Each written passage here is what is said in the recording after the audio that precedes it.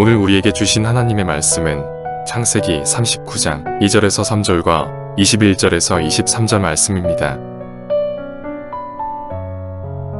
여호와께서 요셉과 함께 하심으로 그가 형통한 자가 되어 그의 주인 애굽 사람의 집에 있으니 그의 주인이 여호와께서 그와 함께 하심을 보며 또 여호와께서 그의 범사에 형통하게 하심을 보았더라. 여호와께서 요셉과 함께 하시고 그에게 인자를 더하사 간수장에게 은혜를 받게 하시매 간수장이 옥중 죄수를 다 요셉의 손에 맡김으로 그 재반 사물을 요셉이 처리하고 간수장은 그의 손에 맡긴 것을 무엇이든지 살펴보지 아니하였으니 이는 여호와께서 요셉과 함께 하심이라. 여호와께서 그를 범사에 형통하게 하셨더라.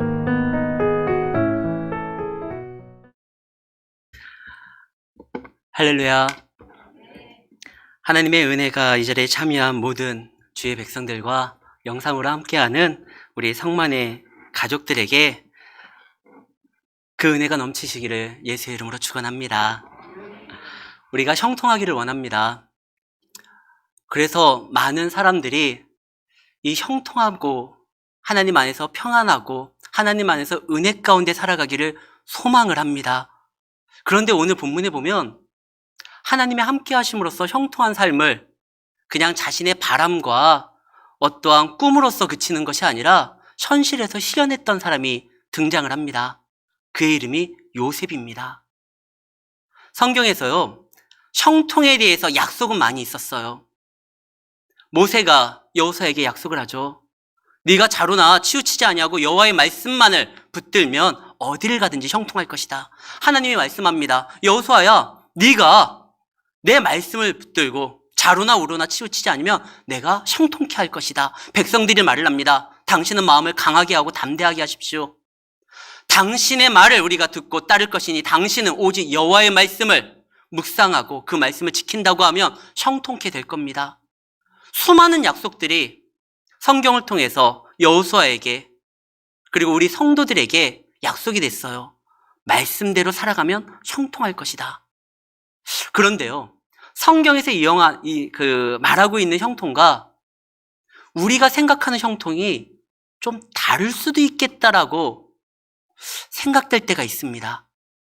오늘 성경 본문에 보면 약속이 아니라 삶에서 정말 형통한 삶을 살아갔었던 그 요셉을 보면요, 우리 한번 생각해 보세요. 요셉이 사랑받는 귀한 부잣집 도련님으로 이렇게 성장하다가 어느 날 노예로 팔려갑니다. 근데 오늘 말씀이 뭐라고 되어 있죠? 노예로 팔려갔던 그 현장에서 여호와께서 함께 하심으로 인하여 그가 형통하였더라 라고 되어 있어요. 근데 이상하잖아요.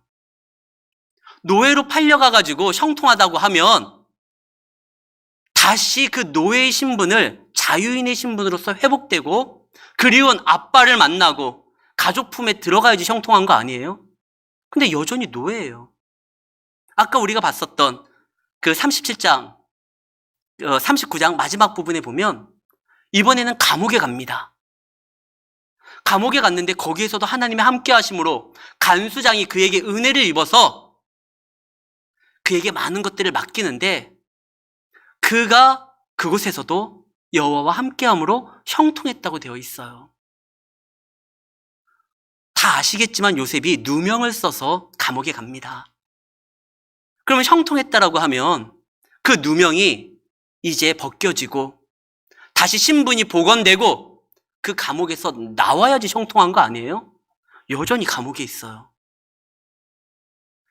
이거는 우리가 생각하는 그 형통 아닌데, 뭔가 형통하다고 하면 세상이 뒤집어지는 역사가 일어나서 지금 내가 이렇게 난처하고 곤란에 처해 있는 상황에서 뭔가 영향력 있는 자리에서, 위치에서 많은 사람들에게 이것이 정말 축복이고 하나님 안에서 믿는 자의 복이라는 것을 알려줄 정도로 어깨가 으쓱거리는 그러한 일들이 나타나야 되는데 여전히 노예고 여전히 죄수입니다.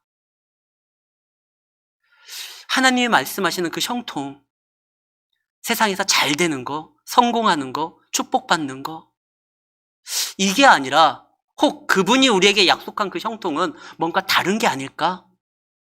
이것을 알아보기 위해서 요셉의 삶을 좀 추적해 봐야 됩니다. 요셉은요, 아버지가 족장이었어요. 수많은 사람들을 거느리고 있는 족장으로서 살아가는데 그 중에서 가장 사랑받는 아들이었습니다. 그런데 요셉이요, 아버지의 사랑을 듬뿍 받아서 형들은 밖에서 일할 동안 요셉은 나가지도 않았어요. 그리고 요셉의 옷은 다른 형들과 다르게 채색 옷을 입혔습니다. 이 아이가 진정한 내 사랑이고 내 후계자는 요셉이다. 원래 요셉은요, 11번째예요. 첫 번째 루벤도 있고요, 시므온도 있고, 레위도 있고, 유다도 있고 쭉 내려와서 11번째예요. 근데 이미 후계자는 정해졌어요. 아버지의 사랑을 전폭적으로 지지를 받는 요셉이라 생각을 합니다. 요셉은요, 정말 손에 물 한 방울 묻히지 않았을 수도 있을 거예요. 참 귀하게 자랐어요.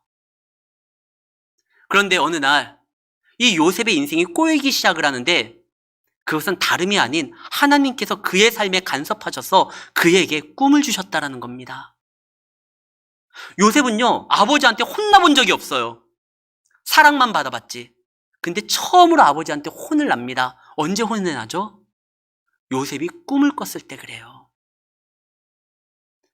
창세기 37장 10절 말씀입니다.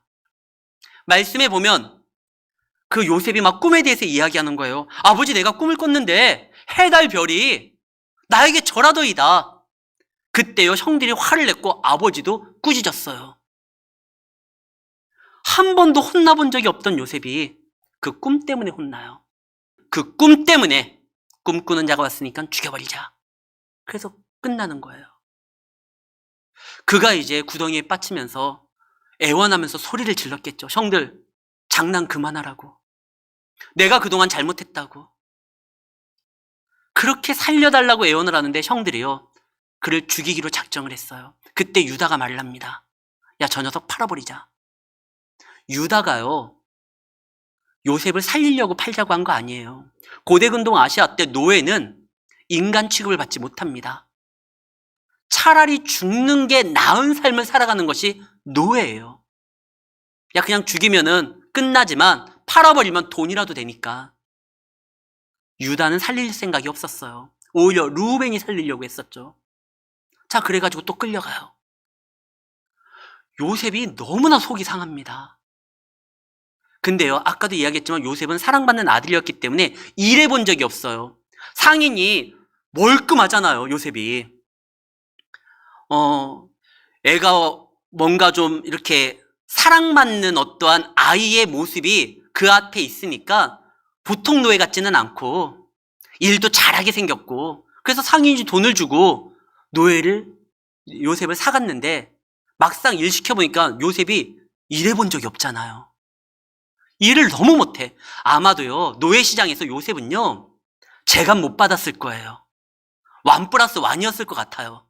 일 잘하는 노예, 그냥 이게 1+1으로 그냥 묶여가지고 요셉이 팔렸을 겁니다. 일해본 적이 없으니까. 근데 그 팔려갔던 곳이 마침 보디발의 집이잖아요. 근데 요셉이 이상해졌어요.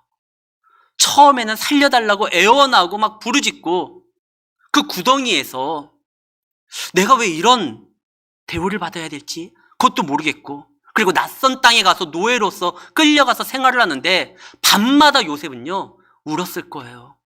하나님, 그 꿈을 제가 보여달라고 한 것도 아니고 당신이 그냥 내 삶에 저에게 의견도 물어보지 않고 훅 들어와서 꿈을 주시고, 그리고 그 꿈 때문에 좀 더 나아져야 되는데 나아지지 않고, 이게 뭡니까? 밤마다 울었다가, 근데요, 요셉이 이상해요.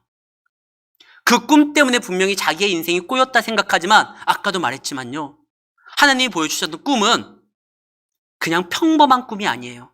강렬한 메시지였고 그의 삶을 주장하는 거였거든요. 그러니까 이 꿈 때문에 어려움을 당했지만 요셉으로 하여금 극단적인 선택을 하지 아니하고 오히려 그가 다시 일상으로 돌아오게 만든 것도 이 꿈이에요. 우리가 사실 예수를 믿지 않았을 때는 평범하게 나름대로 잘 살아갔다고 생각을 했는데 예수 믿는 그 순간부터 핍박당하는 경우가 있어요. 가정에서 예수 믿는다는 이유로 부모님에게, 직장에서 예수 믿는다는 걸로 그렇게 또 고난을 당할 때가 있고, 지금은 코로나 시대잖아요. 예수 믿는다라는 것 때문에 공격을 당합니다. 이때 우리가요, 하나님을 원망할 것이 아니라 이때야말로 하나님을 더 의지할 때예요. 지금 요셉이요, 이 꿈 때문에 큰일을 했지만 요셉이 이 꿈으로 인해서 다시 한번 일어섭니다. 하나님께서는 실수하지 않을 테니까 나에게 주셨던 이 놀라운 일이 그냥 평범하게 끝나는 것이 아니라 분명히 어떤 역사를 이룰 거야. 요셉이요, 야곱 밑에 있었잖아요. 야곱의 집이 뭐죠? 구약의 교회였습니다. 그때 당시에 온 인류 중에 유일하게 야곱의 집안에만 예배라는 것이 있었어요. 하나님이 그의 할아버지 아브라함에게 약속을 줬고, 이삭에게 약속을 줬고, 야곱에게 약속을 줬습니다. 그리고 그 약속이 있는 집이 바로 야곱의 집, 요셉의 집이었어요. 그런데요, 약속은 있지만 그 약속을 열매로서 따서 먹는 사람이 없었어요, 그 집에. 한번 보세요. 아브라함은 하나님을 믿고 이제 그에게 자신의 삶을 던지고 자기 아들까지도 하나님 앞에 바치려 했습니다. 이삭은요, 이삭은 자기 아버지가 자기를 번제물로 바칠 때 그때 방황하지 않았어요. 그리고 이삭의 인생이 보면 딱 한 번, 이삭은요, 한 번도 노라고 해본 적이 없습니다. 이삭의 인생을 한번 생각해 보세요. 이삭은 이상하게 노라고를 안 해요. 근데 한 번 노라고 한 적이 있어요. 언제냐? 자기 아들 에서가 울면서 자기에게 축복해달라고 했을 때 그럴 수 없다라고 해요. 믿음장이라고 하는 시브리서 11장에 보면 믿음의 조상으로 이삭도 올라가요. 근데 이삭이 믿음의 조상으로서 11장에 이름이 거론될 때 모리아산 사건에 대해서 얘기하지 않아요. 그가 믿음으로 그의 아들에게 축복했다고 되어 있어요. 근데 그때 축복할 때요, 이삭이 그동안은 에서를 사랑했었지만, 하나님이 처음에 이 아이들을 품었을 때 약속했던 것처럼 큰 아이가 아니라 작은 아이에게 하나님의 뜻이 있구나. 근데 내가 그동안 큰 아이에게 축복을 주려고 했는데 하나님은 나의 의도와 상관없이 당신의 뜻대로 역사하셨구나. 그걸 깨닫게 되니까 에서가 이삭이 가장 사랑하는 아들이 에서였잖아요. 에서가 울면서 애원해도요, 하나님의 뜻이기에 너에게 줄 수 없어. 처음으로 노합니다.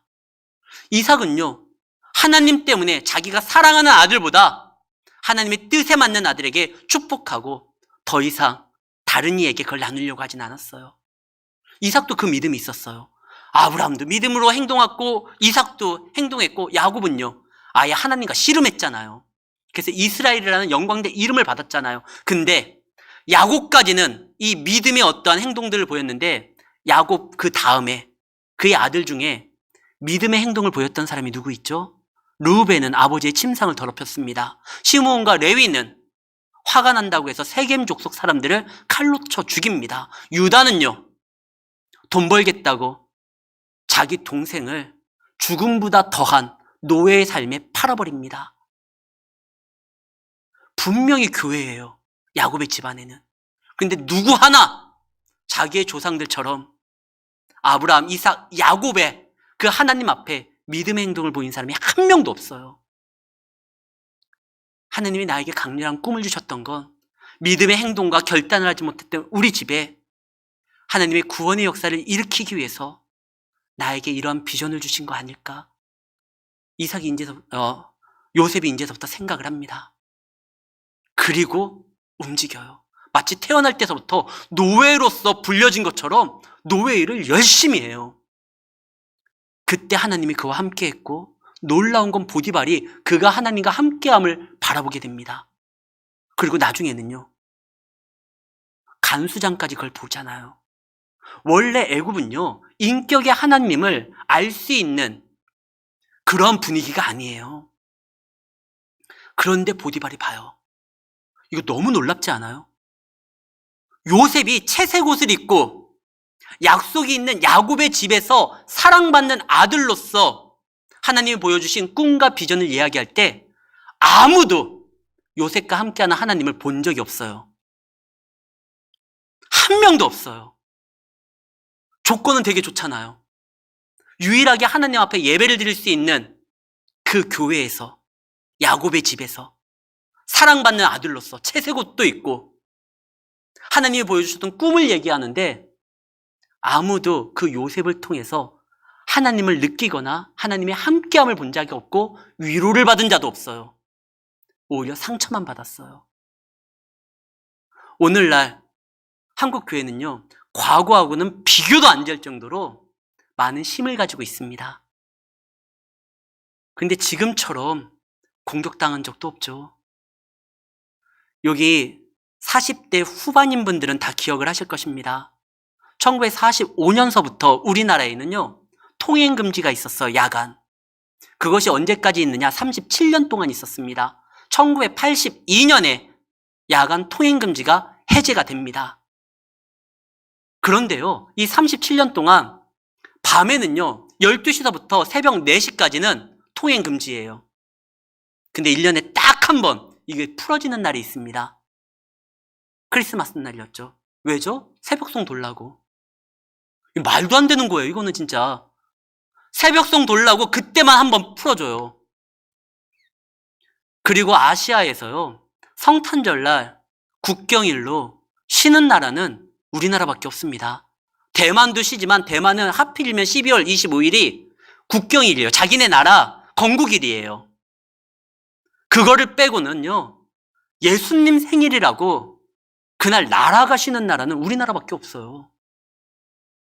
그 통행금지 시간에도 예수님의 탄생을 알리는 그 기쁨의 소식을 전하는 교인들 때문에 새벽송 돌라고 그때는 풀어졌잖아요. 그때는 이랬거든요. 그때 한국 교회가요, 막 건물이 화려하거나 뭐 이런 거 없었잖아요. 근데 지금은요, 놀랍게 변화되는 위상을 가지고 있음에도 불구하고 실제로 사회에서는 지탄을 받습니다. 돈은 있지만 나사렛 예수의 이름으로 일어나 걸으라, 그 능력이 사라졌어요. 지금요, 요셉이요, 아무리 야곱의 집에서 하나님의 비전을 떠들어봤자 형들은요, 상처만 받고 심지어 아버지도 불쾌하다고 해서 혼을 냅니다. 뭐가 문제죠? 하나님의 말씀이요, 그냥 입으로써 전해지니까 이게 문제예요. 삶의 인격이 돼야 되거든요. 요셉은요, 하나님께서 정말 귀히 쓰려고 그래요. 그에게 보여줬던 꿈이 뭐죠? 그 볕단들이 절하는 거잖아요. 식량과 관련된 분명히 중요한 역할을 요셉이 하겠다는 겁니다. 해달별 절을 합니다. 온 우주가 관심 있어야 할 굉장히 중요한 역할을 요셉이 한다라는 거예요. 근데 요셉이 말씀은 듣고 거기에서 자랐지만 요셉은 그런 변화의 역사를 일으킬 만한 그런 모습으로서 훈련되지는 않았어요. 인격의 삶을 살아가지를 않았어요. 말씀이 자신의 삶의 부분으로서 행동하지를 않았어요. 그냥 얘기만 했어요. 형들이 얼마나 많이 소외된 사랑으로 인하여 상처를 받고 마음을 아파했는지 헤아리지도 못했어요. 그냥 자기만 좋아가지고 떠벌리고 찬양하고 움직였을 뿐이지. 하나님은 요셉을 귀하게 쓰려고 합니다. 그래서 그를 훈련시키려고 하는 거예요. 하나님은요, 여러분들에게 비전과 꿈이 있습니다. 그런데 그 꿈과 비전은요, 여러분들을 어느 위치에다 올려놓는 게 그분의 최종 목적이 아니에요. 그곳에서 어떻게 역할을 감당할 수 있는지 그리스도를 닮아가는 성숙한 모습으로서 훈련시켜 하나님의 역사를 여러분들을 통해서 이루게 만드는 것이 하나님의 목적입니다. 요셉이 그냥 총리가 되는 것이 하나님의 최종 목적이라고 하면 굳이 노예로 팔려가지 않아도 돼요. 야곱의 집에서 이렇게 경제적인 후원을 받아서 애굽으로 유학 가서 행정고시 막 사법고시 이런 거 치러가지고 계속적으로 이렇게 점프해가지고 승진해서 총리 되면 되잖아요. 근데 그 총리 되는 게 중요한 게 아니라 그 위치에서 하나님의 선한 영향력을 나타낼 수 있는 수준이 돼야 되는 거예요. 그래서 훈련을 시킵니다. 아무도 희생하려고 하지 않았었던 그 야곱의 집 안에서 이제 요셉이 훈련받고 희생하며 하나님 안에서 성장해 나아갑니다. 그럼 이렇게 생각할 때가 있어요. 굳이 그렇게 희생당하면서 뭐 이렇게 믿는다고 하겠습니까? 저는 그냥 누군가 희생한 거, 그가 희생해서 나타났었던 어떤 결과를 그냥 따먹고 나아가는 그 정도면 만족합니다. 근데 그거 아니에요. 희생을 담은 우리 가정이 평안하고 안정적일 수 있는 이유가 뭐죠? 엄마가 희생하기 때문에 그래요.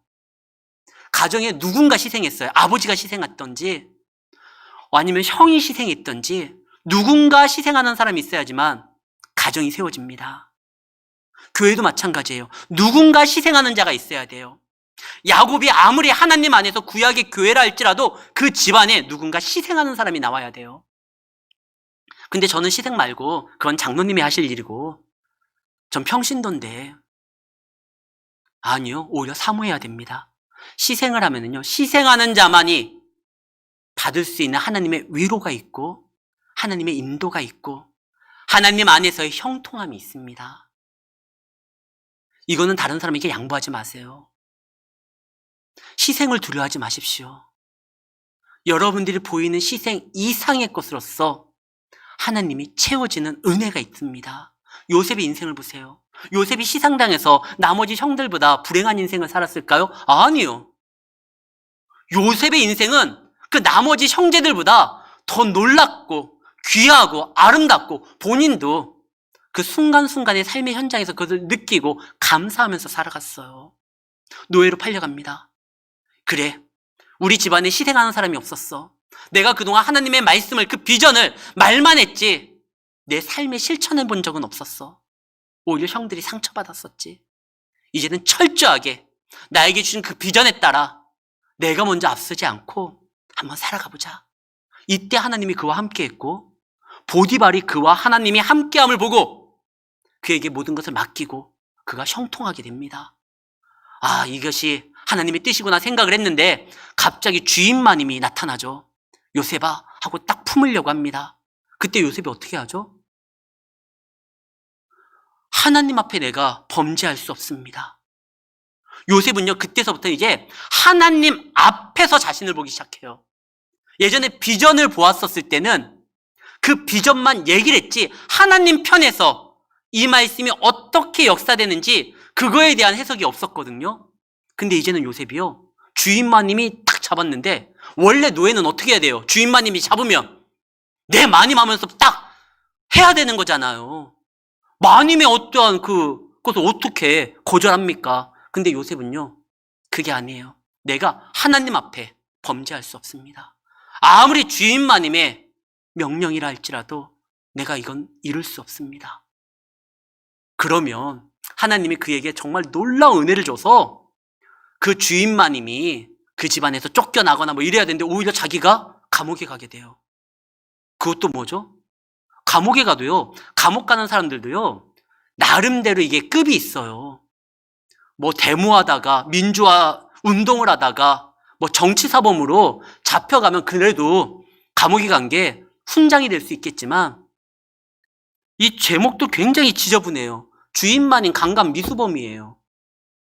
이런 제목으로 지금 요셉이 들어온 거예요. 아마 요셉은 감옥에 들어갔었을 때 일단 맞고 보자. 간수들이 엄청 때렸을 거예요, 그날. 그 죄수들도 마찬가지고, 야, 세상에 이런 배은망덕한 놈, 주인이 너를 그렇게 인정했는데 뭐? 하면서 막 엄청 맞았을 거예요. 요셉이 참 이건 또 아닌 것 같은데 하나님 왜 이럽니까 또. 그러나 그때도 요셉이요, 자기가 하나님 앞에 범죄할 수 없어서 거절함으로 인하여 당하는 고난이잖아요. 그건 성도들이 자랑스러워해야 돼요. 여러분들이 다시는 어떤 윤리적인 도덕적인 문제로 사회의 지탄을 받으면 철저하게 회개하고 반성해야 되지만 예수 믿는 것 때문에 그들을 위하여 기도하고 하나님이 살아계심을 찬양하는 것 때문에 고난을 당하는 건 그건 감사해야 되고 이것이 우리의 자랑이 돼야 됩니다. 하나님이 우리하고 분명히 그 고난의 순간에 함께 할 테니까요. 요셉이 거기에서 포기하질 않아요. 다시 또 그가 이제 움직입니다. 저는요, 나중에 하나님 나라에 들어가면 내 요셉 꼭 찾을 거예요. 나 이게 아직도 이해가 안 돼요. 감옥에서 형통했대요. 이게 무슨 말인지 아직 저는 이해가 안 돼요. 어떻게 하면 감옥에서 형통할 수가 있죠? 분명히 성경이 쓰여져 있으니까 내가 믿기는 하겠는데, 그래서 형통한다는 것이 도대체 무슨 말인가? 근데 진짜 요셉에게 물어보고 싶어요. 근데 어쨌든 형통했어요. 여기에서 말하는 형통은 뭐냐? 우리가 말하는 뭐 나가서도 복 받고 집에 들어와도 복 받고 어느 길을 가더라도 이렇게 막 길이 활짝 열리고, 이게 형통이 아니라 어느 순간에서든지 하나님의 뜻을 드러나는데 막힘이 없는 게 형통이에요. 사도 바울 보세요. 주님을 증거할 때 그가 어떻게 됐죠? 매질을 당합니다. 감옥에 갇힙니다. 그러나 그는요, 거기에서 무엇을 했냐? 찬양을 해요. 감옥도 그를 막을 수 없어요. 감옥에 들어가면 뭐 합니까? 옆에 있는 죄수들에게 막 바울이 전도해요. 간수장에게 주 예수를 믿으라. 그리하면 너와 네 집이 구원을 받으리라. 이거 감옥에 있었을 때 했던 말이잖아요. 그래서 막 성경도 써요. 에베소서, 빌립보, 골로몬세, 이거 다 옥중서신이잖아요. 빌레몬서. 우리가 어느 상황에 있든지 하나님께서 우리를 통하여 이루고자 하셨던 것들이 막힘없이 이루어지는 것이 형통입니다. 요셉은 형통했던 거예요. 그가 정말 하나님을 붙들으니까 요셉은요, 이것이 분명히 하나님의 뜻이라 생각해서 자기가 먼저 나서질 않아요. 보디발에 거기에서 가정 총무가 됐을 때 편지 하나 쓸 수는 있잖아요. 아버지, 그동안 잘 지내셨죠? 저는 이곳 애굽에서 나름대로 출세하고 살아갑니다. 아버지 너무 보고 싶습니다. 다음번 휴가 때 찾아뵙겠습니다. 편지라도 쓸 텐데 요셉이 그러질 않아요. 애굽의 총리가 됐을 때도요, 먼저 자기 고향으로 금이환영하면서 가지를 않아요. 하나님이 분명히 나에게 비전을 주셨고, 이거는 분명히 형들과 관련이 돼 있다. 형들의 곡식단이 자기에게 저랬으니까 내가 나서기보다 그분의 뜻을 기다리라. 요셉이 그렇게 행동을 해요. 그러다 보니까 요셉이 좀 바뀝니다. 뭐가 바뀌냐면, 처음에 요셉이요, 꿈만 꾸었어요. 그리고 그 꿈을 그대로 얘기하는 정도의 수준이에요. 근데 그가요, 이제 하나님의 비전이 그의 삶의 인격이 되었을 때 이제 꿈을 해석을 해요. 감옥에 있었을 때 떡 맡은 관원장, 술 맡은 관원장이 들어왔을 때 그들이 꿈을 꾸고 번민했을 때 그 꿈을 해석하잖아요. 이제는 꿈을 꾸고 그것만 얘기하는 정도의 수준이 아니라 그 꿈을 이해하고 해석하는 정도의 수준까지 올라와요. 나중에 보면 이제는 거기에서 또 멈추는 것이 아니라 바로 앞에 나아갑니다. 그리고 대안까지 말을 해요. 요셉은 계속적으로 하나님 안에서 성장해 나아갑니다. 그런 다음에 애굽의 총리가 돼요. 근데 이 총리가 될 때도 기가 막히지 않습니까? 애굽의 총리가 되는 과정에 보면 요셉은요, 술 맡은 관원장에게 부탁을 합니다. 당신이 풀려나면 나를 좀 기억하고 내 억울함을 좀 바로에게 얘기해 주십시오. 근데 이 술 맡은 관원장이 바로 잊어버려요. 근데 이게 잊을 수가 없잖아요. 제 생각에는 술 맡은 관원장이 의도적으로 바로에게 말을 안 한 거예요. 자기도 이제 복권한 지 얼마가 안 됐는데 요셉이 보니까 비범한 청년이에요. 내가 이제 바로에게 더 신임을 받아야 되는데 이 비범한 청년이 딱 나타나게 되면은 자기가 또 밀려날 수도 있으니까 의도적으로 요셉을 잊습니다. 그러나 바로가 꿈을 꿔요. 그때는 이제 이 술 맡은 관원장이 더 이상 숨길 수가 없어서 말을 해요. 어느 날 요셉이 감옥에 있는데 간수장이 와서 말을 합니다. 요셉, 나와. 거기 막 목욕을 시키고 좋은 옷을 입히고 너 이제부터 왕에게 갈 텐데 실수하면 안 돼. 그리고 요셉이 왕 앞에 딱 씁니다. 요셉은요, 감옥에 있다가 바로 앞에 쓰게 된 거예요. 근데 그 안에 얼마나 많은 일들이 벌어졌는지 요셉은 몰라요. 우리도요, 하나님께서 어떠한 역사를 보일 때 우리가 그 일에 도달하기 전까지 하나님이 얼마나 많은 일들을 감당했는지 우리가 잘 모를 때가 있어요. 한번 보세요. 요셉이 바로 앞에 서기 전까지 무슨 일들이 벌어졌죠? 바로가 꿈을 꿔요. 그 꿈에 번민을 해요. 그리고 수많은 술객들이 그 꿈에 대해서 해석을 못해요. 이게 말이 돼요? 창세기 41장 8절 말씀입니다. 거기 뭐라고 되어 있죠? 혹시 요절 나오나요, 지금? 제가 요절을 그 8절 말씀에 보면은 무슨 말이 나오냐면 이 술객들이요, 아무도 바로에게 꿈의 해석에 대해서 말을 하지를 못해요. 이게 말이 안 되는 거예요. 이 점술사들이, 술객들이 뭐 하는 사람이죠? 점치는 사람들이에요. 만약에 제가 그때 바로 옆에 있었던 점술가였다면, 술객이었다면 솔직히 그 꿈의 내용이 뭔지는 몰라도 왕의 총애를 받기 위해서 거짓말이라도 하겠어요. 원래 그 사람들 거짓말하는 사람들이잖아요. 이 말을 왜 못해? 만약에 제가 왕이요, 제가 해석할게요. 무슨 꿈을 꿨어요? 살찐 송아리가 막 7마리가 나왔는데 그 뒤에 마른 소가 와가지고 막 먹고, 왕이요, 태몽입니다. 앞으로 7년 동안 공주님이 나올 거고 7년 후에는 왕자들이 나올 거예요. 그 꿈을 2번 연속 꿨어요? 이건 쌍둥이에요. 이 말을 왜 못해요? 근데 아무도 말을 못해요. 만약에 그 말을 했다가 1년 후에 쌍둥이 공주가 태어나지 않았어. 그러면은 저 또 말할 수 있어요. 부정 타서 그렇다고. 이게 터가 안 좋은 거라고. 궁궐을 옮기시기를 바랍니다. 그럴 수 있잖아요. 근데 술객들이 그 말도 못해요. 이 점에 대해서 일도 모르는 저도 얼마든지 그냥 왕이 총애발을 받기 위해서 얘기할 수 있는데 말을 못해요. 왜 말을 못하죠? 하나님이 그 입 닫는 거예요. 왜요? 이제 요셉이 바로 앞에 쓸 때가 된 겁니다. 근데 요셉은 그냥 딱 어느 날 보니까 자기가 왕 앞에 있었잖아요. 하나님이 벌써 바로를 하여금 꿈꾸게 만들고 번민케 만들고 술 맡은 관원장으로 이제는 얘기하게 만들고 점술가들의 입은 다 닫아버리고 요셉만 얘기하도록 이미 다 무대를 준비한 거예요. 여러분들이 살아가는 그 길 우연히 일어나는 것이 아닙니다. 그리고 여러분들이 살아가는 그 모든의 인생에 있어서 하나님이요, 여러분들의 그 삶을 놓치거나 간섭하지 못하거나 아니면은 여러분들의 그 고난의 현장을 외면하거나 이런 게 아니에요. 주님은 여러분들을 사랑합니다. 그리고 계속 간섭하시기를 원하고 여러분들이 모르는 곳에 여러분보다 더 많은 일들을 지금 하고 계시는 거예요. 오히려 우리는 그 사랑을 의심하지 말고 그분을 의지해야죠. 요셉은요, 자기가 모르는 상황에서 어떠한 일이 벌어졌는지 모르지만 하나님을 그는 이제 의지하기 시작합니다. 그리고 바로 앞에 섰을 때 이야기를 해요. 바로요, 그 꿈은 7년입니다. 앞으로 7년 동안 풍년이 될 거고 7년 후엔 흉년이 될 겁니다. 그러니까 이제 그거에 대해서 대비를 하셔야 됩니다. 대비책까지 다 말해요. 예전에 요셉은요, 답이 없었어요. 사랑받는 아들이었지만 그를 경험했던 모든 사람들은 다 상처를 받았어요. 형들도 아버지도. 근데요, 이제는요, 유일하게 그 땅에서 답을 가지고 있는 인물은 요셉밖에 없어요.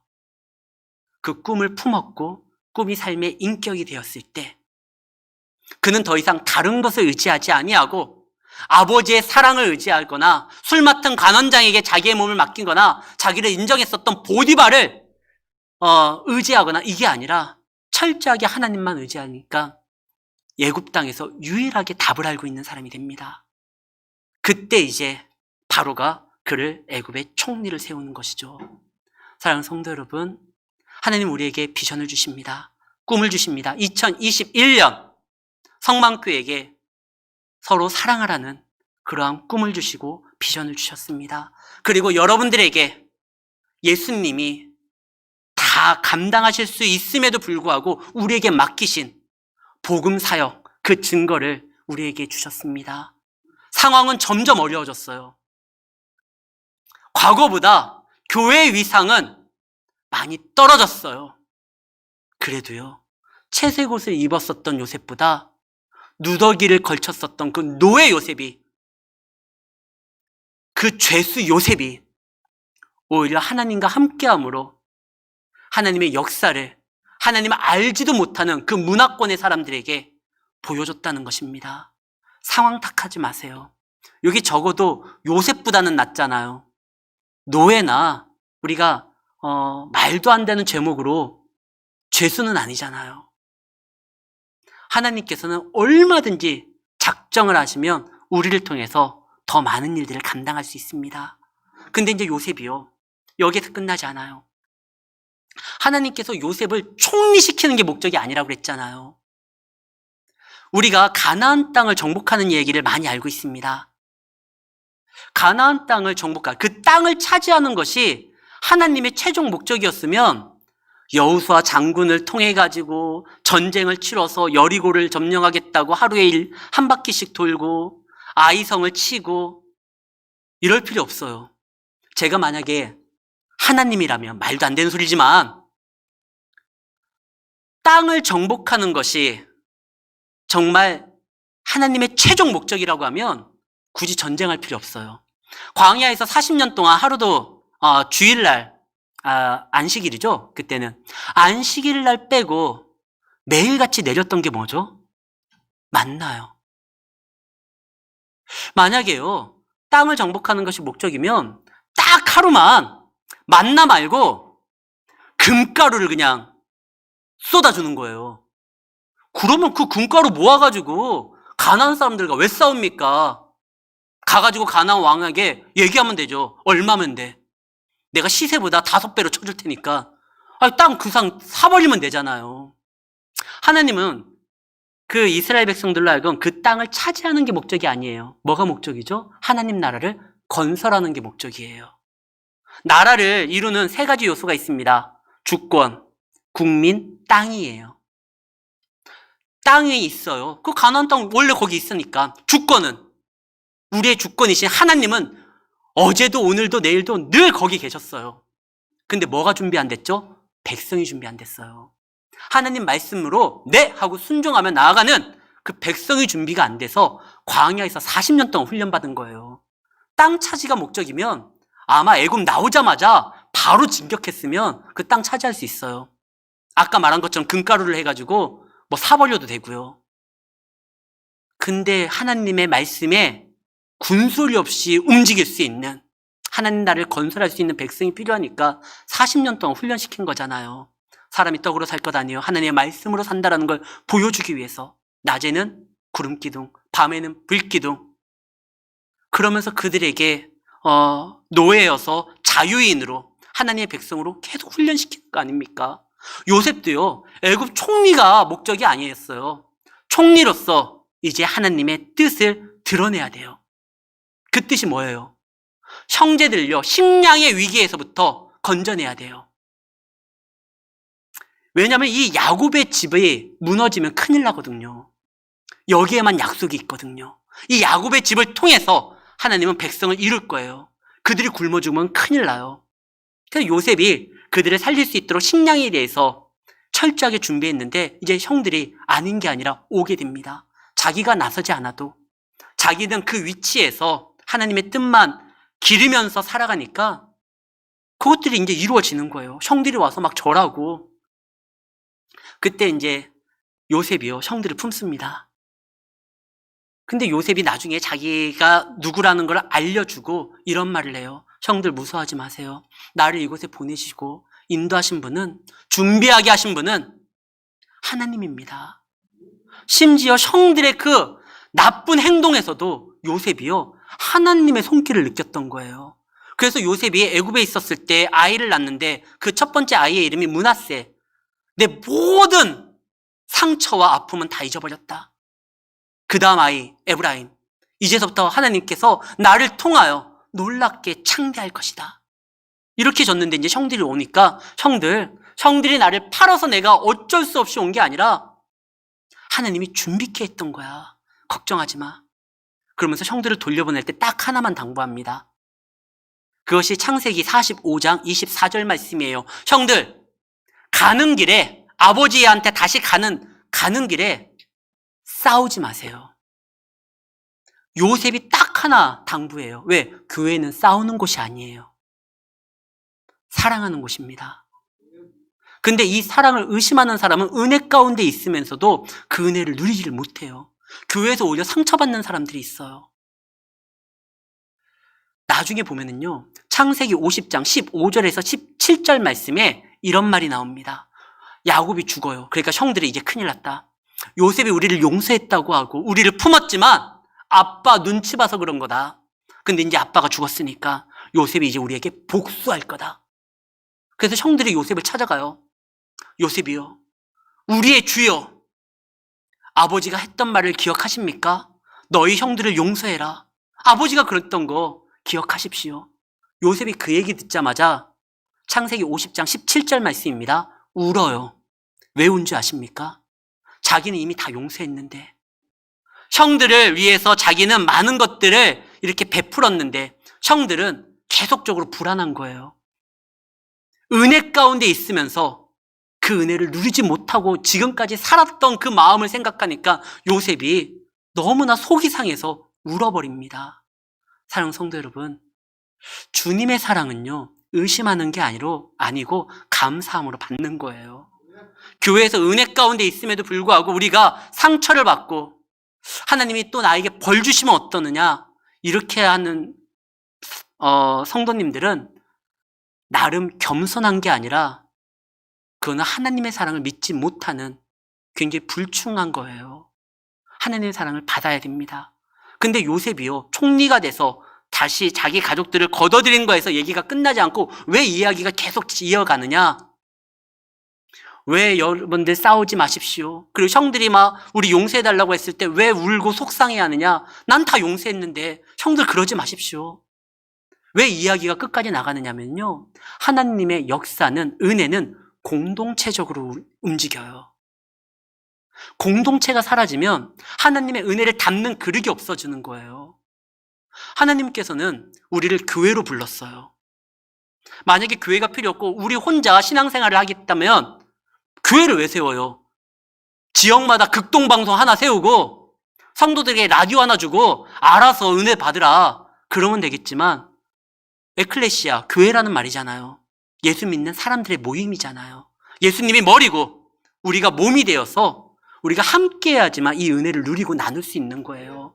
그 나눌 수 있는 유일한 방법, 이 모임을 지탱할 수 있는 방법, 사실 모든 사회는요, 공동체는요, 다 목적이 있어서 만나요.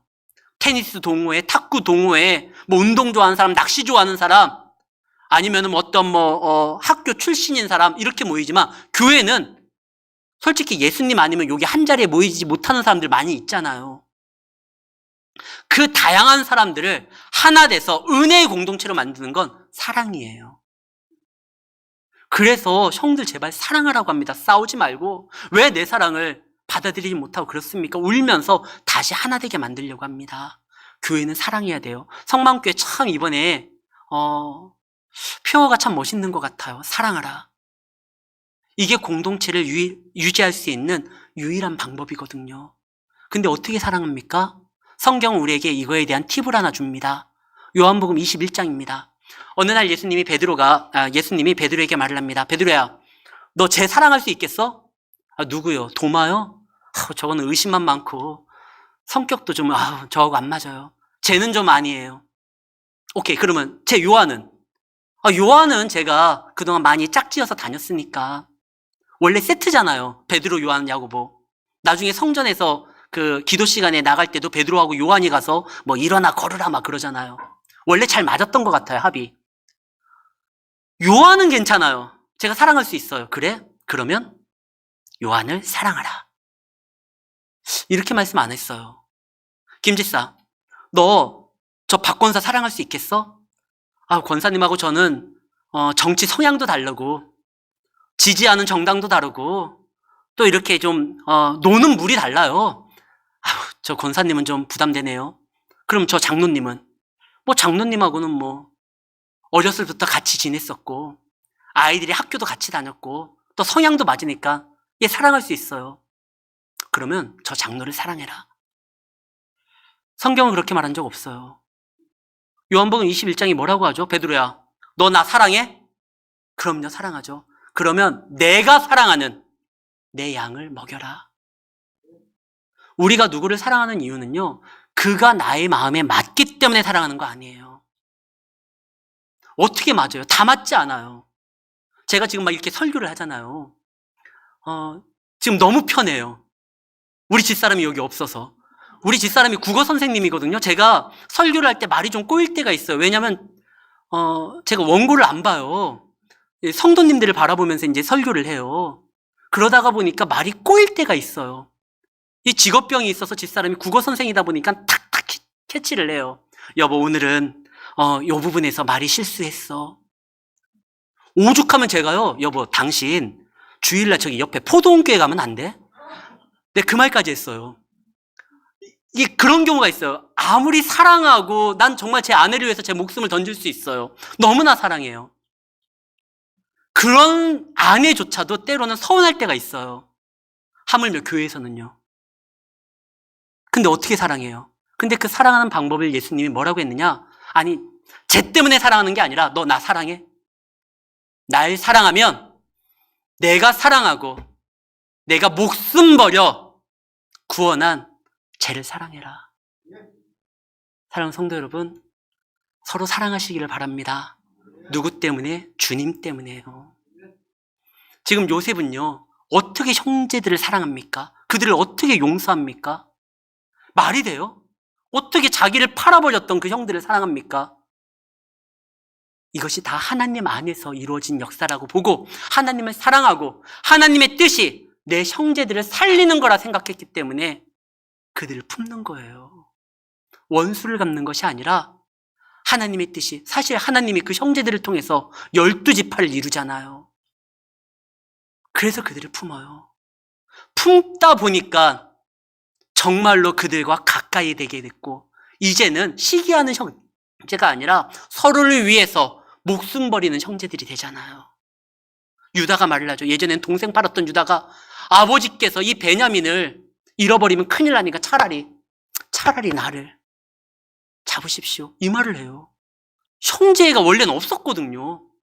사랑하는 성도 여러분, 누군가 희생을 하면, 누군가 하나님 안에서 그 말씀대로 반응을 하고 몸부림을 치면 아무리 어려운 시대라 할지라도 교회는 성장하며 부흥하며 그 교회를 이루는 성도들은 하나님 안에서 얼마든지 세상 사람들에게 우리가 하나님과 함께함을 보이며 형통하게 나아갈 수 있다는 사실을 기억하시고 올 한 해 정말 나주에서 여러분들을 통해 부흥의 역사가 일어나고 성도들의 삶이 변했다라는 그 기쁨의 소식이 광주에도 들려서 우리 교회도 좀 자극받고 도전받게 해주시기를 예수의 이름으로 부탁드리며 축원합니다.